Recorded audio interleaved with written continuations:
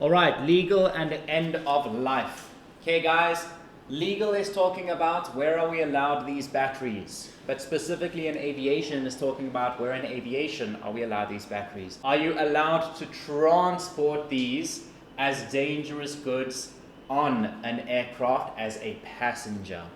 That is what this is talking about, okay? The legal is basically saying that all batteries, doesn't matter the type of battery, but all batteries are dangerous goods. That means if you want to take a battery on an airplane, you have to phone the airline and you have to say, I want to bring this battery. Can I do it?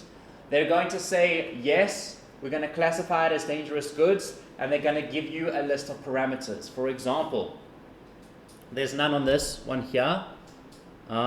There, at the very bottom, there is a general overriding limit of 12 volts and 100 watt-hour limitation per battery. So basically they'll say, yes, you can bring the battery, but it's not allowed to have more power stored on it than 12 volts.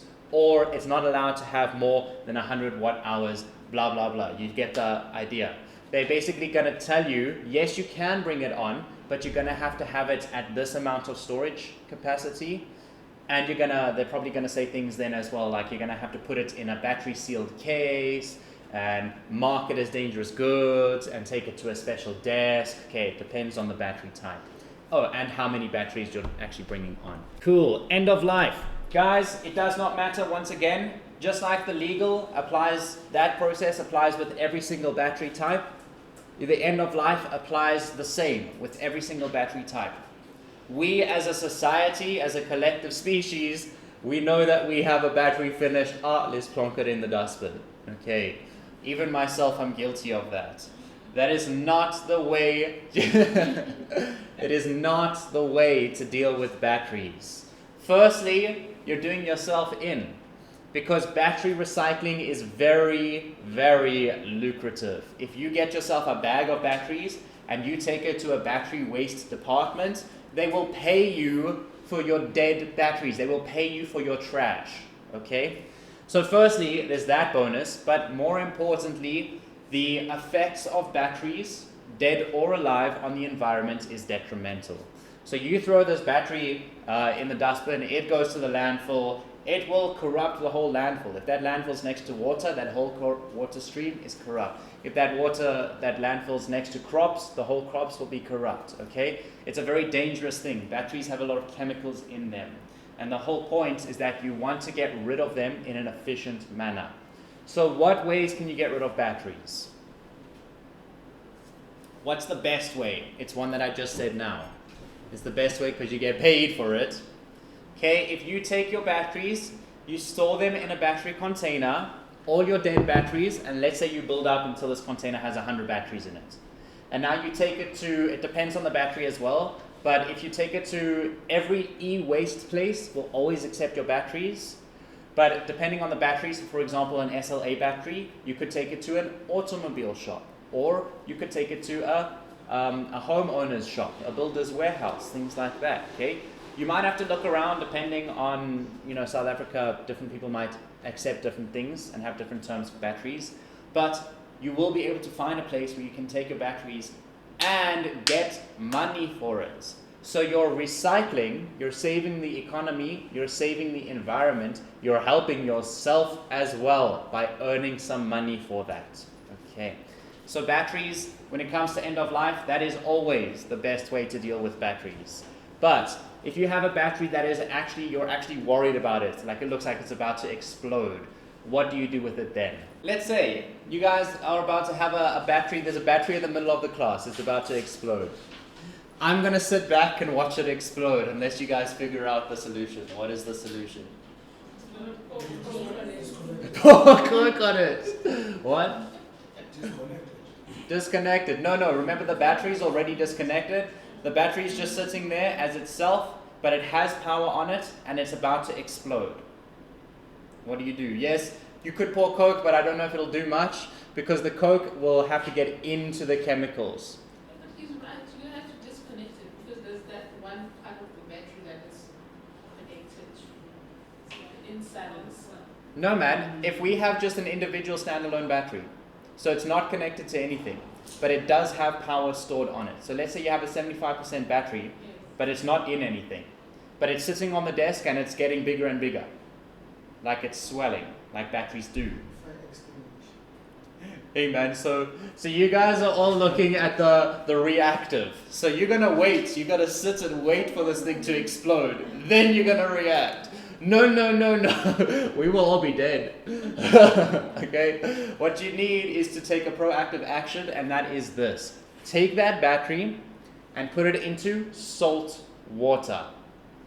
That's odd, right? Why am I saying that? When are we gonna get salt in this class?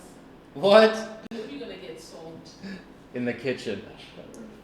In reality, what I was gonna do, I was gonna take the battery and throw it out the window. Okay, no, but yes, the first thing is the salt. Why? Salt is a neutralizer. Yeah, that's right. So anyone who did chemistry in high school, you know you've got your acids and you know you've got your bases. Okay, if we look specifically at SLA, it's an acid, right? Sealed lead acid.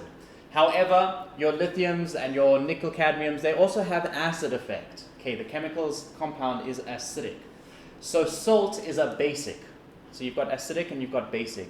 If you take a base and an acid and you put them together, it neutralizes the chemical reaction. So if you take salt water, if you just took normal water and you put the battery in there, it's still going to explode. But if you take the battery and you put it in salt, sorry, I've got hiccups. You put it in salt water, what's going to happen? If that battery is going to explode, it means it's starting to open up. That means salt compound will be able to seep into the battery and stop the reaction that's going on inside the battery. And then the water is just because we need the salt to actually, you're not going to just take a bunch of salt and dump it on this thing, okay? You need the salt to break down till it gets small enough that it can seep into the battery. And that's where the water element comes in. Okay. If we don't have salt water, yes? I was actually gonna inquire. Okay. Would that, in that case, Yeah. would you use any base to be basic element? What other base would you talk about? In my mind, I'm thinking soap. Mm-hmm. The most accessible. Soap. most of the time. I suppose so, but I can't be too sure. Because I think it depends on the soap as well, how chemically the soap is. But what you could do, another base, is sand. The only difference is that sand can't necessarily seep into the thing, but what it will do is stop oxygen from getting to the battery. So even if it does explode, it's not going to be a big explosion per se. Okay, it depends on how bad the battery is, but more importantly than that is once the battery is open and a fire is trying to start, there's no oxygen to feed the fire. Okay, which doesn't mean there's not going to be a fire. Remember, it's chemicals. A chemical fire is the most dangerous fire. Why? Because it's the most persistent. Okay, but at least, so if you have a battery fire, if anyone's seen a battery fire, you'll have a little battery like this, a little cut on this, and you'll have a fire from the floor up to here, like a jet fuel fire. If you put it in a bunch of sand, then of course that fire is just going to be like this. Okay, it's not going to be a jet fuel fire. But I'm not saying there's not going to be a fire. That's why your bases are your best bet, your salt water. Okay. So, according to Google, Yes. we can use baking soda as well. There you go. Oh yeah, that makes perfect sense. Coca-Cola.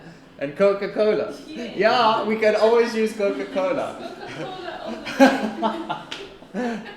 Ay, ay, ay. So your first guess was accurate.